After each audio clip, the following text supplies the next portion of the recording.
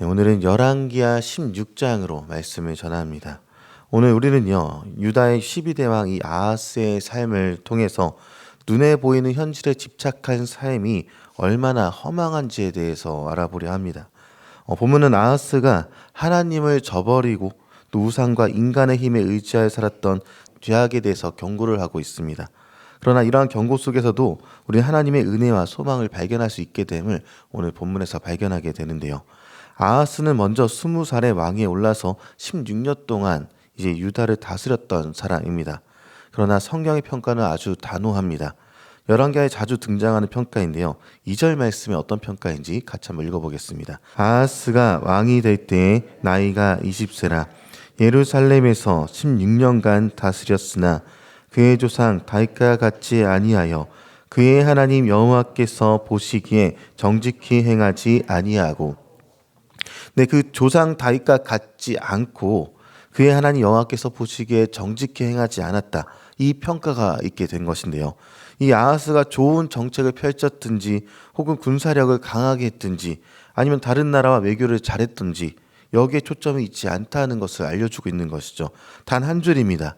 여호와 보시기에 정직히 행하였는가 정직히 행하지 않았는가에 대한 그 평가가 중요한 것입니다. 그리고 이는 이전의 왕 요담의 평가 여호와 보시기에 정직히 행했다라는 이 기록된 말씀이 있기 때문에 더욱더 드러나게 되는 구절인 것이죠. 이 두 왕의 평가가 극명하게 대비가 된 것인데요. 아하스의 삶은요, 우상 숭배와 인신제사 그리고 타국의 힘에 의지하는 죄악으로 점철되었다라는 것을 계속해서 확인해 볼 수가 있게 됩니다. 이것은요, 한 인간이 하나님을 떠나게 되었을 때 얼마나 쉽게 타락하게 되는지를 보여주는 것입니다. 우리 그리스도인이 고민해 보아야 할 평가가 바로 이것인데요. 내가 어떻게 재산을 불렸는지에 대한 무용담은요, 세상 사람들에게 중요할지 몰라도 하나님 앞에선 소용이 없다는 것이죠. 내 지인이 대통령이고 유명한 사람이고 내가 이룩한 자격증이 몇 개고 기술이 몇 개인지는 하나님 앞에서는 중요하지 않습니다. 하나님이 중요히 보시는 것은 단 한 가지, 하나님 보시기에 정직히 행해서 예수님을 따라가는 제자였는가, 이것의 여부가 중요하다. 이것을 알려주고 있습니다. 사실 솔로몬도 아하스와 같은 20살 무렵에 왕위에 올랐었습니다. 그러나 그의 시작은 전혀 달랐었던 것을 보여주죠. 솔로몬은 왕이 된 후에 곧바로 하나님께 나아가 지혜를 간구했었습니다. 그는 눈에 보이는 현실이 아니라 보이지 않는 하나님의 지혜와 인도하심을 의지하는 그런 길을 택했던 것이 바로 솔로몬의 모습이었죠. 그 결과가 이스라엘 역사상 가장 찬란한 번영의 시기를 그가 겪었던 것을 보게 됩니다. 솔로몬의 처음은 하나님께 순종하며 성전을 건축했고 하나님과의 언약을 지키려 했던 것을 보여주고요. 그러나 안타깝게도 역시 후반기에는요, 이방의 여인들과 우상에 빠졌고 아하스와 같은 길을 걷기 시작했던 것을 보면서 하나님과 함께함의 삶이 얼마나 복된 삶이고 또 하나님을 떠났을 때 얼마나 비참하게 되는지를 그의 삶을 통해서 보여주었었던 것입니다. 그리고 그의 후손 중에 하나인 아하스는 지금 아예 처음부터 하나님을 떠난 삶을 보여주면서 그 길이 얼마나 어려운 길인지를 우리에게 알려주고 있는 것이죠. 아하스의 죄악의 삶은요, 4가지로 요약이 됩니다. 첫 번째는 아하스가 우상 숭배에 빠졌던 것인데요. 그는 북이스라엘의 악한 왕들이 섬기던 바알의 신상을 직접 주조하면서 숭배하는 모습을 3절에 보여주었습니다. 단순히 우상을 만들었던 것이 아니라 정교하게 제작했을 만큼 바알 숭배 자체에 집착을 했던 것이죠. 이것은요, 백성들에게도 큰 악영향을 끼쳤습니다. 유다 전역이 우상 숭배로 물들이게 되었던 것이죠. 두 번째는 아하스는 자신의 아들을 인신제사까지 하게 됩니다. 당시 이방의 가증한 풍습을 따라서 자신의 아들을 불에 태워 바치는 제사를 드렸다라는 것인데요. 사실 이것은 창세기에서 아브라함이 이삭을 드리려 했던 모습과는 전혀 다릅니다. 아브라함은요, 죽은 중에 살릴 줄을 믿었다라고 히브리서에서 알려주고 있죠. 하나님께서 이삭을 아브라함에게 바치라 명하셨던 사건은요, 인신제사를 원하셨던 것이 아니라 사람의 생명을 존귀하게 여기시는 하나님의 뜻 자체를 계속해서 드러내신 사건이었습니다.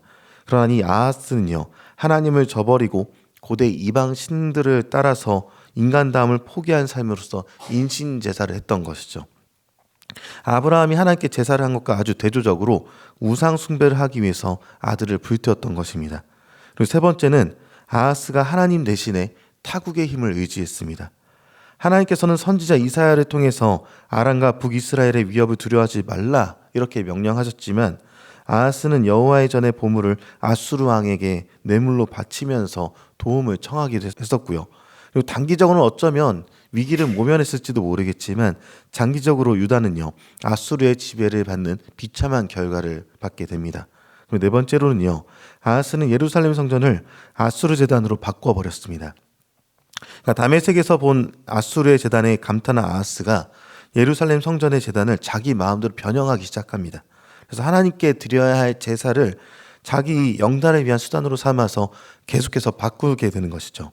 네, 그래서 그는 성전을 통해서 하나님의 영광이 아닌 자신의 성광과 권세를 누리게 되었던 것입니다. 아하스는 눈에 보이는 현실과 권력에 집착했습니다. 그러나 그의 삶은 결국 하나님 보시기에 정직하지 않은 삶이라고 한 줄의 평가만 남게 되었습니다. 그는 왕으로서 번영을 꿈꾸면서 여러 제사를 드렸지만 그의 죄는 16년 만에 허무하게 끝나게 되었고요. 사후에는 열왕의 묘실에도 안치되지 못했다라고 기록하게 됩니다. 그의 삶은 백성들에게도 악영향을 미쳤고 온 유다 땅을 영적 황폐함으로 몰아 넣었습니다. 아하스와 솔로몬의 이야기는요, 사람의 힘과 지혜로는 참된 삶의 길을 걸어갈 수 없음을 보여주었습니다. 우리는요, 하나님을 떠나 스스로의 힘으로 살려고 할 때 실패할 수밖에 없게 됩니다. 그러나 성경은 절망 가운데서도 우리에게 한 소망을 보여주게 되는데요. 열왕기하서 16장 마지막에 보면 히스기야를 소개해 주면서 그 이후에 어떤 소망이 있게 되는지를 우리에게 알려줍니다. 그리고 궁극적으로는 우리에게 예수 그리스도를 통한 소망을 보여주게 되는 것이죠. 솔로몬은 후반기에 타락했지만 그의 후손으로 오신 예수님께서는 완전한 순종과 사랑으로 사셨습니다. 아하스가 인신제사를 드리면서 자기 아들을 희생했던 것과 달리 하나님께서는 우리를 구원하기 위해서 자기의 아들 예수 그리스도를 십자가에 내어주셨던 것이죠. 예수님의 보혈은요, 우리의 모든 죄를 깨끗하게 하셨고요. 우리가 스스로 끊어낼 수 없는 죄의 사슬을 끊어주셨던 것입니다. 아하스가 끝까지 하나님께 돌아오지 않아서 허망한 삶을 살았던 것과는 다르게 우리는 언제든지 예수님의 보혈을 의지해서 회개하고 하나님께 나아갈 수 있게 되었던 것이죠.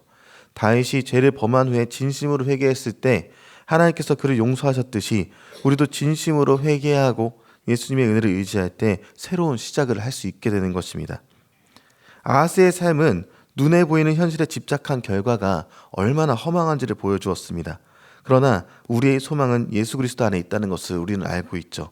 우리는 스스로의 힘으로 죄를 끊어낼 수 없지만 예수님의 십자가의 보혈은 우리의 모든 죄를 깨끗하게 하며 새로운 길을 열어주십니다. 그래서 오늘은 우리의 눈을 현실이 아닌 하나님께로 돌릴 수 있어야 될 것입니다. 실패와 절망 가운데 있다 하더라도 예수님께 회개하면서 나아갈 때 우리가 새롭게 시작될 수 있음을 기억하고요.